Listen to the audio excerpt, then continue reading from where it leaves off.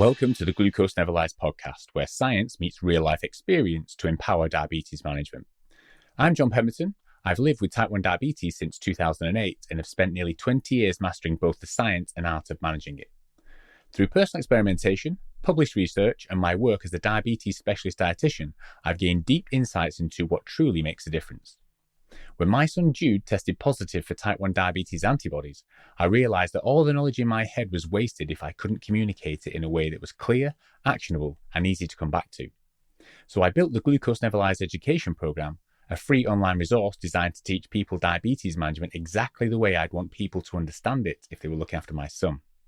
After battling a functional motor disorder for many years and recently experiencing a major depressive episode, I was eventually pulled out of that hole by my friends, family, and professionals who helped me get back to being me. That experience taught me the power of giving, and this podcast is my way of giving back. My co-host Louise is a highly experienced diabetes nurse with over 20 years in the field. She brings a wealth of knowledge, and her superpower is making complex diabetes science accessible and practical for everyday life. She is the best diabetes nurse I've ever worked with, and there have been some good ones. Most importantly, she keeps me in check and keeps the podcast on point. So, if you're living with diabetes or supporting someone who is, we want to make things easier, clearer, and importantly, more enjoyable. We hope you enjoy the content. If you do, please share it with those who may like it too. As a disclaimer, the information shared on the Glucose Neverlies podcast is for informational and educational purposes only. While we discuss strategies and insights for diabetes management, this podcast is not a substitute for professional medical advice. Always consult your healthcare team before making any changes to your diabetes plan. That done with, let's get into the content.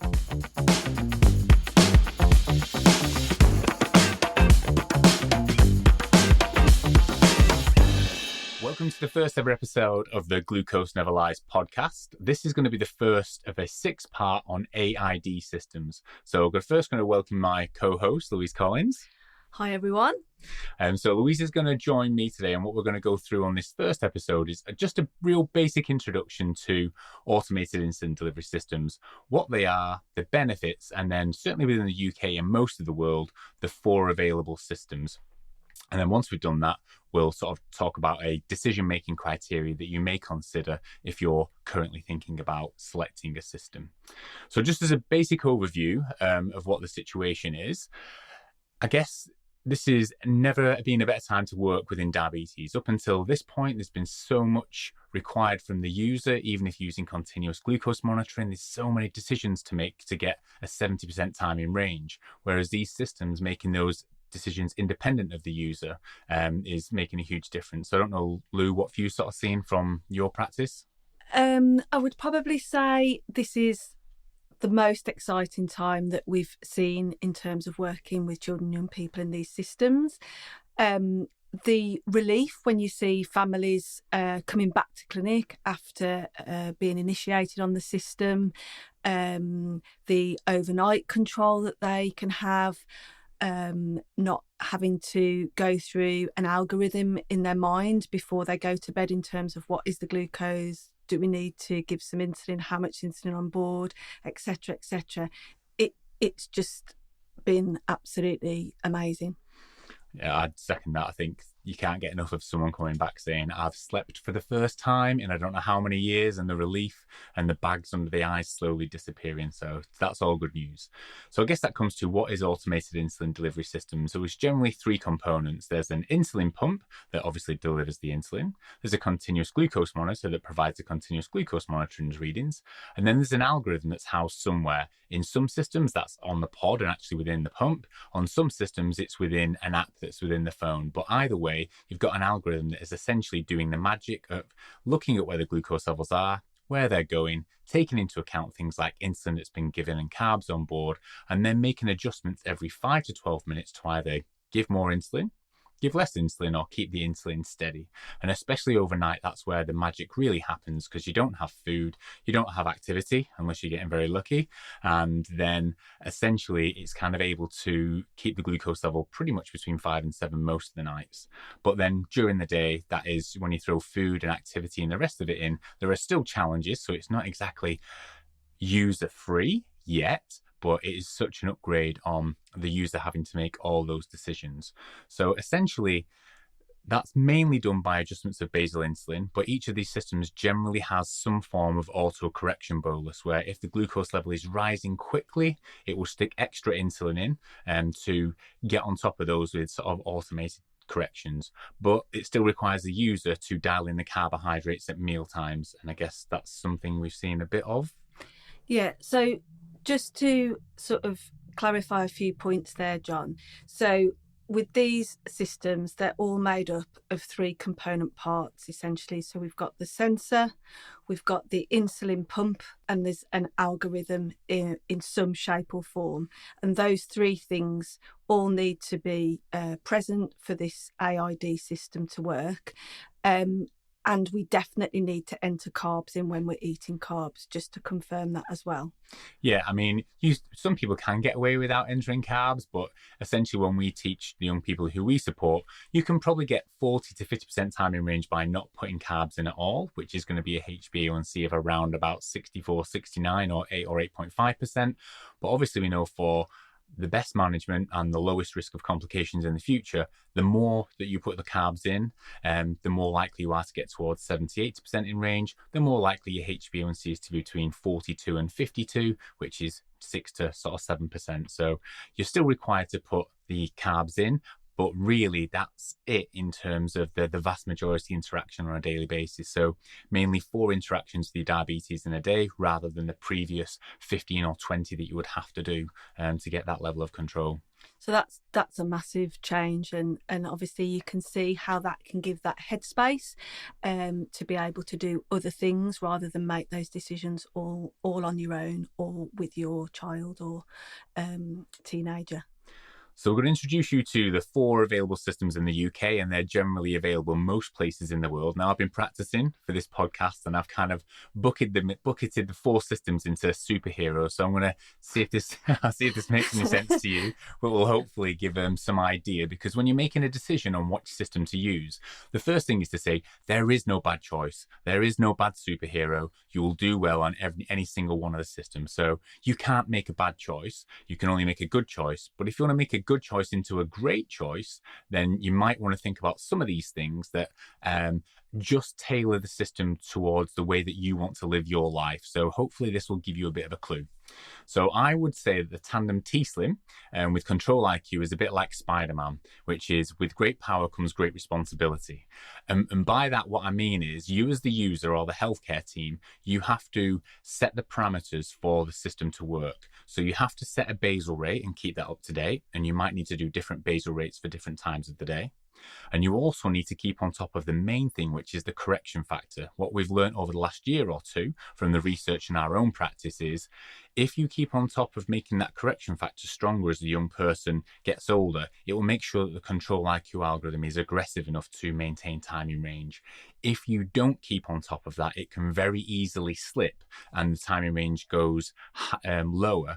And sometimes the user can then think, what am I doing wrong? And they're doing nothing wrong. It's just the fact that we haven't kept the algorithm up to date. So I don't know what should been your thoughts on that? Absolutely. And I would say in our practice, when we implemented AID systems, Tandem was really the first one that we started to use initially. And totally agree with John in the fact that when you'd got these patients coming back to clinic, we'd be looking at, say, 55% time in range, as opposed to when we were reviewing them quite frequently, they were like at 70, they'd get that initial improvement to 75% time in range. And you'd almost feel that something was going wrong, or the family would think that the system's not working for them. And it became apparent that we needed to keep these settings up to date, which is a massive training and learning point for your team, that you really need to ensure that there is engagement in doing that, and also and also the research and the research papers and those papers that talked about that insulin sensitivity being the key driver, even overnight when in sleep mode and things like that. So absolutely would agree with that. And then you get the good control again. So that's really been a lot of learning for us. Yeah, and I think one thing to consider with this is it's fantastic for people who've got a really diverse circadian rhythm. So we've done it off label with a few younger children, and we keep seeing with younger kids, they have a real big insulin resistance sort of in the late evening, requiring quite high insulin doses. And then all of a sudden it drops off to being very sensitive overnight. And what we find is some of the other systems are not able to manage that because they can't jump between sensitivities. But with the Control IQ, for example, we had one young chap who was on 0.2 units up until 5 or 6 p.m. and then all the way up to 0.7 units with a really aggressive correction factor up until midnight, and then back to 0.1 or a really weak factor. So the T-Slim really does allow a personalization, the same as it would do for someone who was really busy on the weekend. They could have a less aggressive set of settings, and you can even have a different settings profile for the weekend. Yeah. So it really does allow a lot of personalization, but the downside is that means you have to have either a user or a care team completely in tune with that. And if insulin requirements change frequently, you've got to keep on top of that. So there is a big trade-off to consider as a user. Absolutely.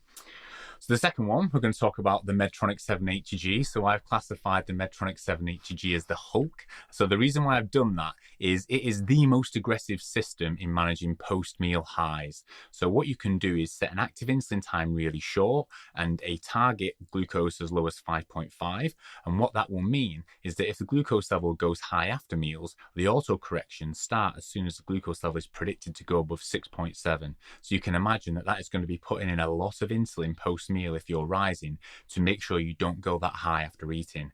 So that is fantastic in managing post-meal control, but that also means there's going to be a lot of insulin on board after meals. And if you're looking after younger children or people who've got very erratic movement patterns, that amount of insulin on board can become on the downside, and that's where the Hulk can potentially turn into a little bit too aggressive and end up with a lot of hypos. So my experience, I think our experience has been people who've got very consistent lifestyles, this works really well with, because it gets on top of those post-meal highs.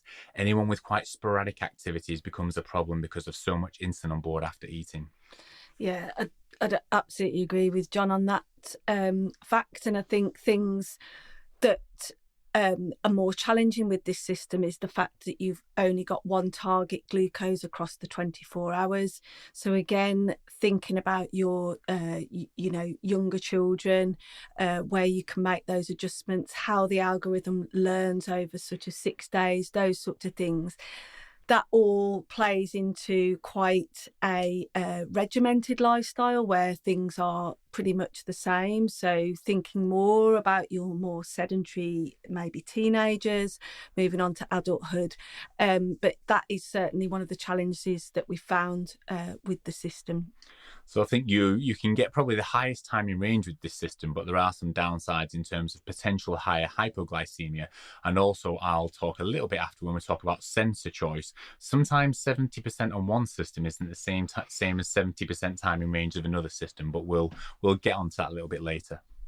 So the next one is the Cambridge system. So I've designated this as Batman, and that's because Batman has a lot of tools, a lot of tricks, and if you use them effectively, can be exceptionally good as a superhero.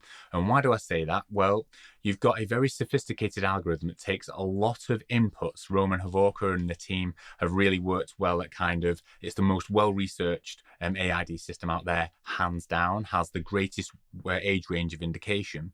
And it also has the greatest opportunity to personalize it to yourself. It's got things such as ease off for if you need to relax the insulin, boost if you need to give more insulin. You've got the add meal function to put in hypo treatment so that you don't, system doesn't react if you go a little bit high after eating. And you've got solely absorbed meal as well for these high fat meals. So the insulin that you put in only starts to be given when the glucose level starts to go for that delayed high after that fat and protein kicks in, which in theory sounds amazing, but you've got to use all those tools to get the most out of it. And certainly the people that we support, a lot of them don't use that amount of functionality, and sometimes it's overbearing. But obviously, again, if you want to get the highest time in range, it does have those options. So I don't know what you think. Yeah, absolutely. So I think from an education point of view, it's about being able to provide, it is about putting your carbs in at meal times, but knowing when to add a hypo treatment in, and explaining that in the fact that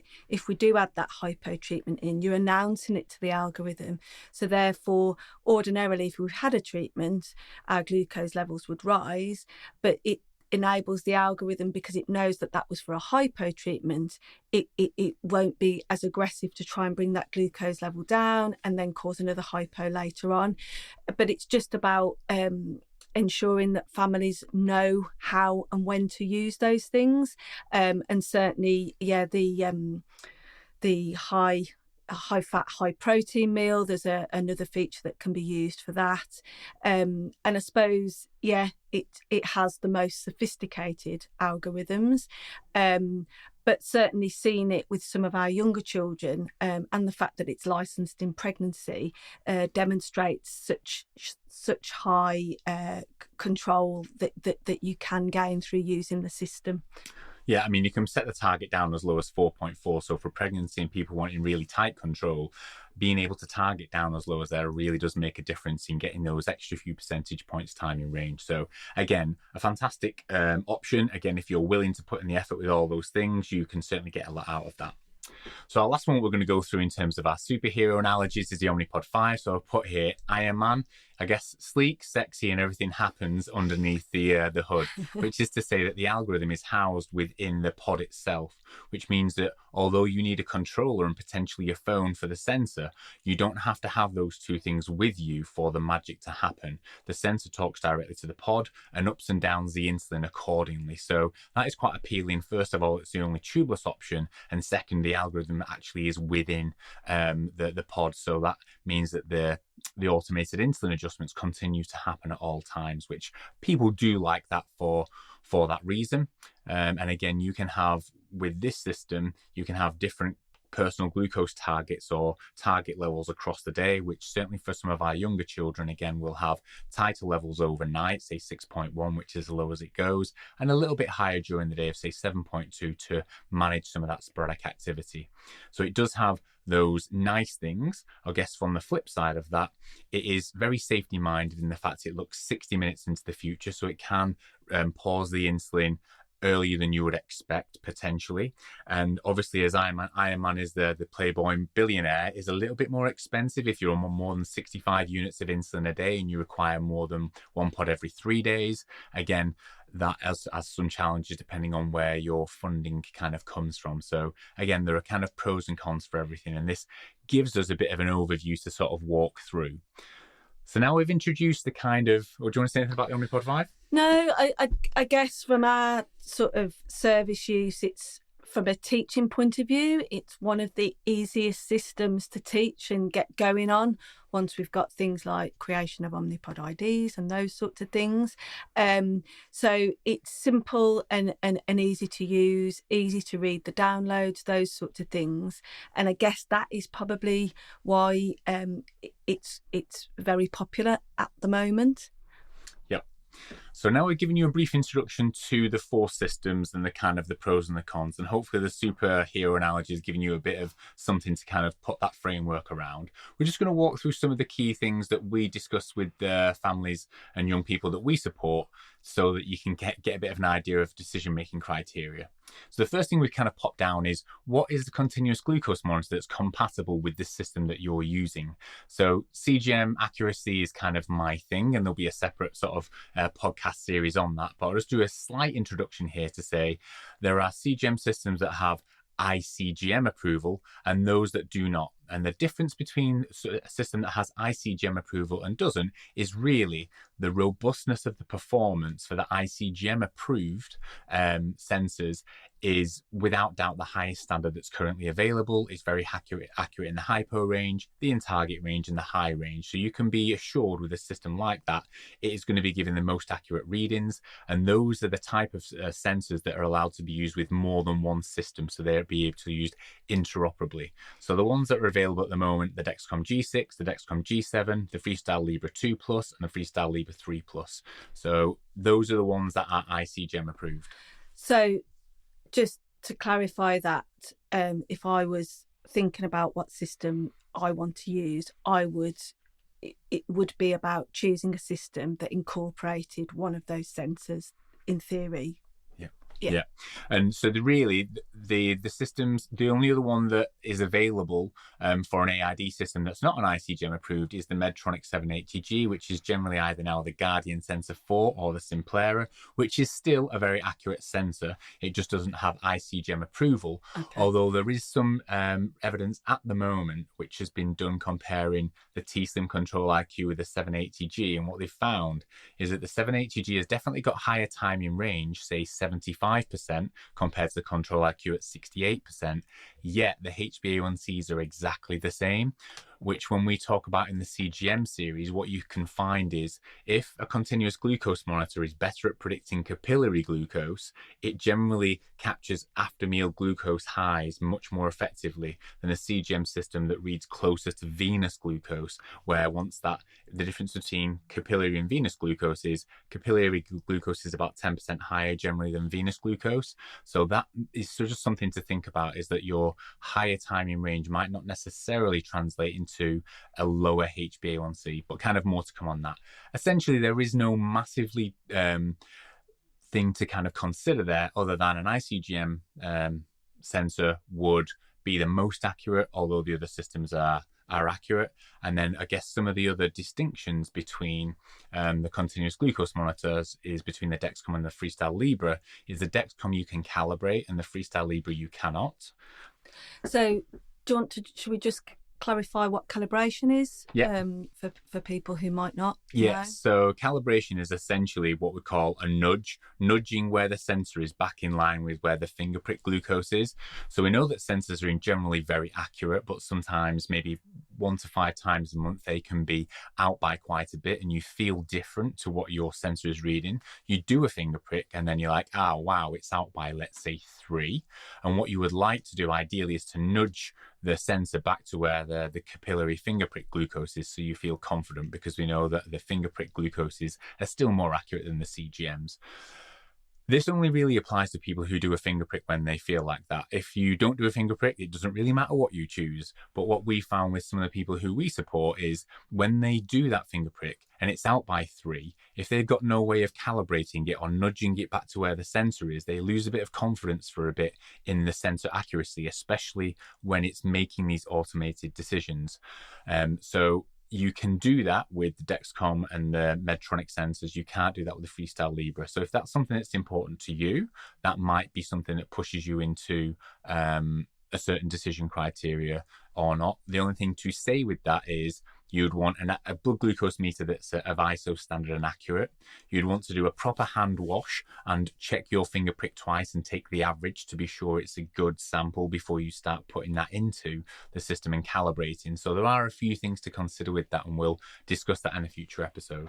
And that's probably something that's worth thinking about if you are parents of particularly young children with whereby hypos and such things come with absolutely no awareness and things, that actually whether you can calibrate or the accuracy of your sensor, or sometimes you don't get as long out of sensors or you see a deterioration in the accuracy, that's probably something that's worthwhile considering. So just to run through what sensors are available with what system. The T-Sim with Control IQ, you can use the Dexcom G6, the Dexcom G7, and in some parts of the world also the Freestyle Libre 2. For the Medtronic 780G, you can just use either the Medtronic Guardian 4 or the Simplera.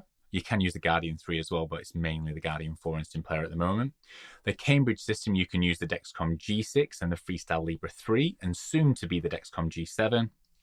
And then finally, the Omnipod 5, the Dexcom G6, the Dexcom G7, and the Freestyle Libre 2 as well.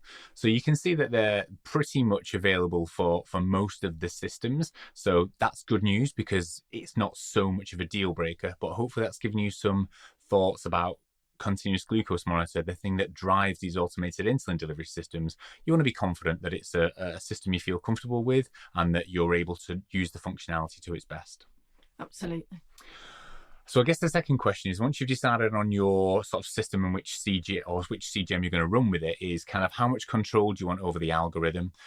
So if you want a lot of control, just like we discussed, the control IQ is probably the best for you. You can have different basal rates, different correction factors for different times of day, different profiles for the weekend. You've got ultimate flexibility to mold the therapy to what you need.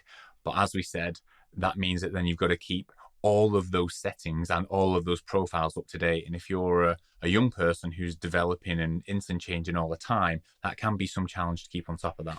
Yeah, I guess with the control IQ, one of the things that some of the service users see is that their glucose level going up quite a lot after postprandially, and it seems to take longer to come down, but that is about getting those settings right, the sensitivity right, and also the timing of the bolus right. I think that's one of the things that people would say they notice, that sometimes it rises a little bit too high postprandially, and there's not necessarily a lot that you can do apart from that correction that comes in every hour, but it's only 60%, isn't it? So I'll get moving your backside is the easiest way.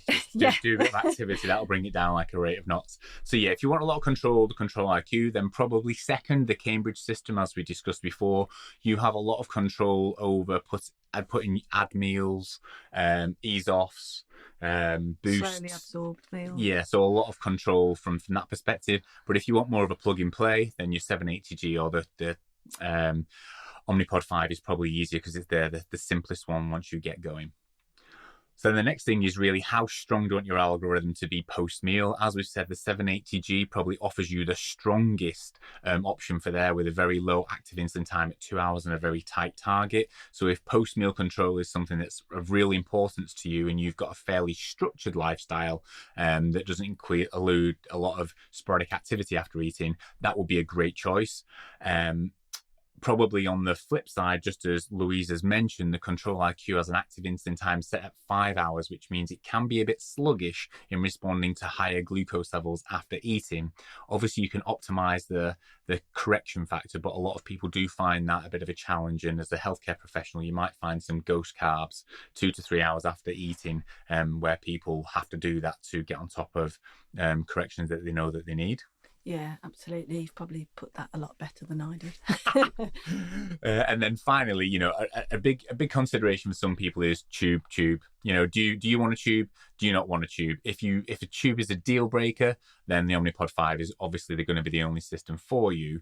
But I would say take a little time to think about it before you just jump and think, yeah, it's either a tube, it's no tube for me, I'm going to have that. Because if you do choose a pump with a tube, or a system that has a pump with a tube, there are loads of ways to get around some of the common challenges. Some of the common challenges people will say is, I want to go to the toilet, I kind of pull my pants down, and then, it dangles on the floor and during the night. The easiest way to get around of all of this is just to have a waistband that you would have for putting your phone in while you run, and just pop it in there. It gets rid of all the problems. You don't end up with it sticking out the door handles in the night. It doesn't dangle down. And also, if you do go for a system with a tube, you can unclip it any time. So if you've got a pod, absolutely, it's on you and it's there and it isn't coming off. Now, sometimes you don't want something to be visible and to be seen.